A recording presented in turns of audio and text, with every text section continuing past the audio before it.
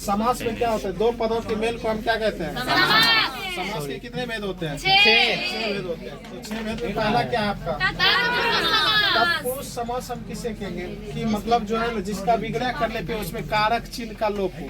कौन सा चिन्ह का? कारक चिन्ह का लोप जिसमें होता है तो उसे हम क्या कहेंगे? तत्पुरुष समास कहेंगे। ठीक है, जैसे में देख लीजिए राजमंत्री, इसका जैसे विग्रह करिएगा तो राजा का मंत्री, इसमें कौन सा चिन्ह छिपा हुआ का है ना? उसी तरह राज कन्या, राजा की कन्या। स्वर्ग प्राप्त, स्वर्ग को प्राप्त करने वाला। ठीक है, फिर चिड़ियों को मारने वाला। फिर धनहीन, धन से ये सभी की मतलब जो है ना, इसमें सब में कारक चिन्ह आ रहा है ना, अर्थात जिसमें कारक चिन्ह का लोप होगा उसे हम क्या कहेंगे? तत्पुरुष समास कहेंगे। फाइनली समझ में आ गया।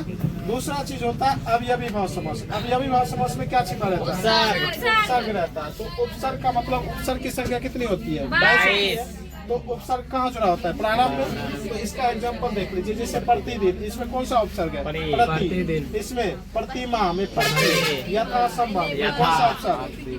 यथा। आजन में यथा शक्ति, प्रकाश में परा। ठीक है, ये जो आप देख रहे हैं ये आपका अवयवी भाव समास हो गया। ठीक है, अब दूसरा चीज होता है द्विगु। द्विगु का मतलब होता है ये जो आपका समास होगा वह किसके अंतर्गत आएगा? संख्या के अंतर्गत। संख्या के अंतर्गत जिसमें संख्या का बोध हो, जैसे चौराहा, जहाँ 4 राहें होती है उसे हम क्या कहते हैं? चौराहा। पंचवटी, तो यहाँ 5 का बोध हो रहा है। अठन्नी, 8 आना, संख्या का बोध हो रहा है। चौवन्नी, 4 आना। तिरंगा, 3 रंग, हाँ 3 रंग का यहाँ बोध होता है। त्रिभुज, इसी तरह नवग्रह। ठीक है, सप्तऋषि, सब में संख्या का, प्रारंभ में सब में संख्या का बोध हो रहा है। इस कारण ये कौन सा समास हो गया? द्विगु समास। फाइनली अब आइए, अब हमें पढ़ना है द्वंद्व समास। द्वंद्व समास किसके अंतर्गत? जोड़ा होगा और उन दोनों के बीच कुछ होगा, एक हाइफन चिन्ह होगा। ठीक है, जैसे माता पिता, बीच में हाइफन चिन्ह है। लोटा डोली, फिर दुख सुख, फिर जन्म मृत्यु, पाप पुण्य, दाल रोटी, भाई बहन, ये सभी के बीच क्या है? हाइफन चिन्ह, मतलब हाइफन चिन्ह। ठीक है, तो ये सभी आपका किसके अंतर्गत आ गया? द्वंद्व समास। ठीक है, अब आइए बहुगिरी समास। ये ज्यादातर किससे रिलेटेड होता है? देवताओं से रिलेटेड होता है। जैसे दशानन कौन था?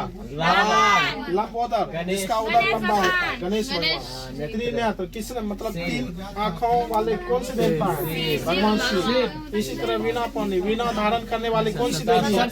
सरस्वती। इसी तरह पीताम्बर, जिसका वस्त्र। चंद्रशेखर, बताओ चंद्रमा को कौन धारण करता है?